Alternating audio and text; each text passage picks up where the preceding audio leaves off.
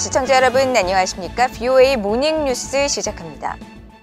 북한 정권이 연일 신종 코로나 바이러스 감염증 발열자가 수십만 명씩 폭증하는 가운데 한국 정부의 방역 지원 제안에 답하지 않고 군대를 동원한 약품 조달과 내부 통제에 의존한 대응을 이어가고 있습니다.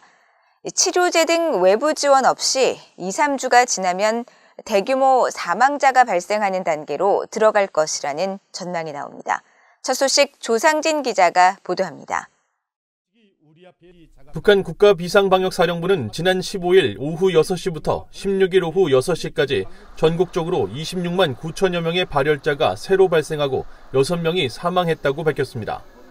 이로써 지난달 말부터 16일 오후까지 북한 전역에서 발생한 발열자 수는 모두 148만 3천여 명, 누적 사망자는 56명으로 집계됐습니다. 북한 내 신종 코로나 폭증세에 한국 정부는 방역 지원 의사를 거듭 밝히고 있지만 북한은 아무 반응을 보이지 않고 있습니다. 권영세 한국통일부 장관은 17일 국회에 출석해 북한이 인도적 지원 관련 대북 통지문을 아직 접수하지 않고 있다며 국제기구를 통한 지원이나 민간 지원 등을 모두 고려하고 있다고 밝혔습니다. 전문가들은 최근 핵무력 고도화에 전력 질주하고 있는 북한이 한국의 지원을 수용할 가능성은 낮다면서 북한이 한국이나 미국 등 서방 세계의 지원을 받아들이기보다는 일정 정도의 주민들의 희생을 감수하면서 중국 지원에 의존한 집단 면역을 기대하는 것으로 보인다고 지적했습니다. 무기를 개발하기 위한 명분을 계속 확보하기 위해서는 한국과의 일정한 어떤 긴장관계, 이것이 이제 필요한 부분이 있기 때문에, 그리고 이제 한국의 새 정부, 그 다음에 한미 간에 어떤 국회 공조가 이루어질지 모르기 때문에 이런 거를 어느 정도 다 고려를 해야 되는데 당장 뭔가 지원을 받고 협력을 한다는 것 자체가 북한의 지금 정치적인 계산과는 맞지가 않는다라는 거고요. 한국의 의료 전문가들은 북한의 이런 대응에 대해 신종 코로나 확산세를 막기에는 역부족이라고 지적하면서 외부 사회에 전폭적인 방역 지원이 없을 경우 2-3주 안에 대규모 사망 사태가 발생하는 단계로 진입할 수 있다고 경고했습니다. 지금 방역에 대한 물품뿐만 아니라 의료시설의 모든 부분이 부족한데 지금 확진자 늘어날 때 충분히 공급이 되지 않으면 그중에 대부분의 많은 사람이 2-3주 내에 중증으로 진행한다든지 치료 제대로 못 받고 사망한다든지 이런 부분들이 되는 시점이 2-3주 거예요. 그래서 지금 빨리 공급되지 않으면 그 피크를 지나가서 웬만한 사람을 대부분 죽고 어떻게 뾰족하게 도와줄 수 있는 방법도 별로 없는 상황에서 공급될 가능성이 높아서 한국국가정보원 산하 국가안보전략연구원 김인태 책임연구위원은 북한 당국이 민심 동요를 막고자 통계 조작 같은 무리한 내부 통제를 하고 있다며 국민 대부분이 백신 접종을 마친 한국의 치명률이 0.13% 수준인 상황에서 백신 접종이 전무한 북한이 발표한 치명률 0.004%는 나오기 어려운 수치라고 지적했습니다. 그러면서 북한이 사망자 수를 사실대로 발표하지 않는 것은 신종 코로나 발발 이후 지난 2년여 동안 김정은 위원장이 코로나 청정국이라고 주민들에게 선전해온 부담감 때문이라면서 그 같은 선전이 부메랑이 돼 돌아오고 있다고 분석했습니다. VOA 뉴스 조상진입니다. 유엔이 신종 코로나 바이러스 발생에 대한 북한 당국의 대응 조치가 북한 내 취약계층의 인권 상황에 심각한 영향을 미칠 것으로 우려한다면서 북한의 인도적 지원을 위한 통로를 열 것을 촉구했습니다. 유엔 인권 최고대표사무소는 17일 리즈 트로셀 대변인 명의의 성명을 내고 신종 코로나가 북한 내에서 확산하고 있는 가운데 엄격한 주민 통제와 추가적 이동 제한 조치 등 북한 당국의 대응 조치가 북한 내 취약계층의 인권에 매우 심각한 영향을 미칠 것으로 우려했습니다. 그러면서 북한 당국이 국제인권법에 따라 코로나 발생에 대응할 것을 촉구하고 모든 대응 조치가 필요성과 비례성의 원칙에 따라 차별 없이 정해진 기한 내에 이루어져야 한다고 지적했습니다. 또 의약품과 백신, 의료 장비 등 필요한 지원 등 국제사회의 인도적 지원을 위한 통로 개방을 유엔과 조속히 논의할 것을 촉구하고 유엔과 국제기구 관계자들이 북한에 복귀해 취약계층에 대한 지원을 할 수 있도록 협의할 것도 강조했습니다. 국무부가 미국 의회에 제출한 내년 대외활동 예산안을 설명한 보고서에서 북한 정권의 제재 회피 시도를 막기 위한 대응 노력을 강화하고 있다고 밝혔습니다. 하지만 북한의 핵과 미사일 위협에 대한 압박 증대를 우선 목표 중 하나로 강조했던 전임 트럼프 행정부와 달리 올해 동아태 지역 목표에서 북한 문제는 빠졌습니다. 김영권 기자입니다. 미국 국무부가 최근 의회에 제출한 604억 달러에 달하는 2023 회계연도 예산안 가운데 대외 활동에 관한 타당성 보고서 내용을 공개했습니다. 보고서는 국제 위협 감소와 수출 통제, 국경 보안, 비확산 군축기금 프로그램 등에 2억 5,921만 달러를 책정하면서 위협 대상으로 러시아와 중국, 이란과 함께 북한을 지목했습니다. 특히 국제 위협 감소 프로그램은 파트너들에게 지속해서 진화하는 북한의 제재 회피 기술에 대한 교육과 정보를 공유하고 정부와 금융, 민간 부문의 이해 관계자들에게 관련 규제 준수의 즉각적인 이행을 장려하고 있다고 설명했습니다. 또 북한의 미사일과 핵 프로그램에 자금을 대는 금융과 물질의 흐름을 저지하는 노력으로 금융 이해 당사자들이 북한 관련 금융 거래나 자금 도용 방지를 위한 반확산 금융과 사이버 보안 활동을 강화하도록 관여하고 있다고 밝혔습니다. 아울러 유엔 제재를 무시하고 물품 교역과 이전에 관여한 선박을 식별해 등록을 취소하도록 해운 등록기관과 관련 해양 당사자들과 협력하고 정부기관과 민간 부분이 사치품 같은 제재 대상의 상업활동을 적발해 저지하고 북한 노동자들의 송환을 완료하도록 교육하고 있다고 설명했습니다. 이번 국무부 타당성 보고서는 또 비확산 군축기금 예산을 설명하면서 북한과의 협상에서 도출될 수 있는 대량 살상 무기와 미사일 비축량 제거가 최종적이고 완전하게 검증된 비핵화를 보장하도록 하는 미국의 노력을 지원할 준비가 돼 있다고 밝혔습니다. 이어 국제원자력기구 IAEA에 대한 자발적 기여 프로그램에 9,500만 달러를 책정하고 향후 IAEA 사찰 요원들의 북한 복귀 가능성 준비를 목적 가운데 하나로 설명했습니다. 국무부는 또 미국 민주주의진흥재단 NED에 3억 달러를 책정하면서 NED가 북한과 중국, 베네수엘라와 같은 폐쇄적인 사회의 활동가들을 지원하기 위해 최첨단 노력을 지속할 것이라고 강조했습니다.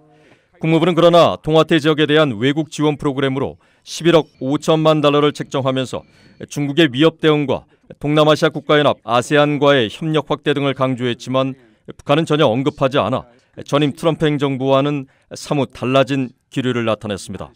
국무부는 트럼프 행정부 때인 2021 회계연도 보고서에서 동아태 영내 목표에 북한을 가장 먼저 올리면서 북한의 핵무기와 탄도미사일 프로그램 포기를 설득하기 위한 정치, 경제적 압박 증대가 핵심 목표라고 강조한 바 있습니다. DA 뉴스 김영권입니다. 미국 정부가 북한의 IT 기술자들이 신분을 숨긴 채 활동하며 거액의 외화를 벌어들이고 있다고 지적했습니다. 원거리 근무 방식으로 1인당 연간 30만 달러를 벌어들이고 있다며 IT 업체가 철저한 신분 확인을 통해 의도치 않은 제재 위반 논란에 휩싸이지 말아야 한다고 강조했습니다.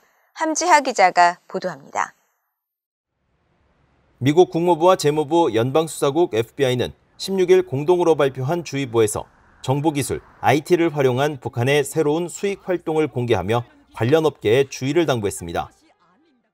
특히 북한 IT 노동자들이 중국과 러시아, 그리고 일부 아프리카와 동남아시아 국가에 근거지를 둔 채 직접 발주업체와 계약을 맺는 방식으로 외화를 벌고 있다면서 이들의 수익은 개인당 연간 30만 달러 이상, 또 팀 단위로는 300만 달러 이상이라고 지적했습니다. 최근 급속도로 발전한 IT 업계의 고임금 정책과 직접 회사 사무실에서 근무하지 않아도 되는 업무 관행 등을 이용해 북한의 IT 노동자들이 신분을 숨긴 채 거액을 벌어들인다는 설명입니다. 이들 노동자들은 모바일과 웹 전용 어플리케이션과 암호화폐 구축 작업, 일반적인 IT 지원, 그래픽 애니메이션, 온라인 도박 전용 프로그램, 모바일 게임 등 복잡하고 어렵다고 알려진 분야에서 활동 중인 것으로 전해졌습니다. 이들은 또 미국 운전면허증과 사회보장카드, 여권 또는 일부 나라의 주민등록증을 이용해 자신의 신분을 위장한다는 지적입니다. 주의보는 또 북한의 IT 노동자들은 자신들의 수익 전부를 북한 김정은 정권을 지원하는 데 사용한다면서 노동자 상당수는 유엔이 금지한 북한의 대량 살상 무기와 탄도미사일 프로그램, 그리고 신형 재래식 무기의 개발과 무역 부문에 직접적으로 연관된 단체에 소속돼 있다고 밝혔습니다.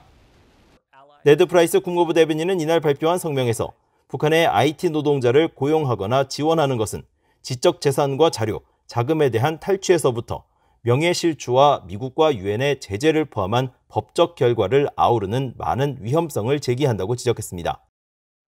미국 정부가 북한의 사이버 관련 활동에 대응한 주의보를 낸 건 지난 한 달 사이에 두 번째입니다. 앞서 미국 국토안보부 산하 사이버 안보 기관 시설안보국은 지난달 18일 FBI, 재무부와 함께 북한 정부의 지원을 받는 해킹 조직이 블록체인 기업들을 대상으로 벌이는 사이버 위협을 경고했습니다. 이와는 별도로 FBI는 북한 정부와 연계된 해킹 조직 라자루스가 지난 3월 6억 달러 상당의 암호화폐 탈취 사건의 주범이라고 지목했습니다. 오늘 발표된 부처 합동주의보는 관련 업계가 의도치 않게 북한 노동자를 고용하지 않도록 짧은 시간 내 여러 IP 주소를 번갈아 사용하고 또 사용 국가를 바꾸는 IT 개발자에 각별한 관심을 기울일 것을 권고했습니다. 또 IT 전문가를 주선하는 웹사이트 등에서 허위 계정을 많이 운영하거나 중국계 은행 계좌를 이용해 자금을 자주 옮기는 경우 등도 북한과의 연관성을 의심해야 할 요소로 꼽았습니다. 뷰이 뉴스 함지아입니다. 미국과 일본의 북핵 대표가 전화 협의를 갖고 최근 북한의 코로나 확산 상황 등 북한 문제에 대한 의견을 공유했습니다. 성김 미국 국무부 대북특별대표와 후나코 시다케이로 일본 외무성 아시아대양주 국장은 17일 전화 협의를 통해 신종 코로나 바이러스의 북한 내 확산 상황과 최근 잇단 북한의 핵과 미사일 활동을 포함한 북한의 최신 정세에 대해 의견을 교환했으며 유엔 안보리 결의에 따른 북한의 완전한 비핵화를 위해 미한일 3국이 긴밀히 협력해 나간다는 뜻을 재확인했다고 일본 외무성이 밝혔습니다. 한편 한국의 새 북핵 수석 대표인 김건 신임 외교부 한반도 평화교섭본부장과 후나코시 아시아 대양주 국장은 17일 상견례를 겸한 전화통화를 하고 최근 북한의 잇단 미사일 발사와 코로나 상황에 대해 공유하면서 앞으로 긴밀한 소통과 협력을 지속해 나가기로 했다고 한국 외교부가 밝혔습니다.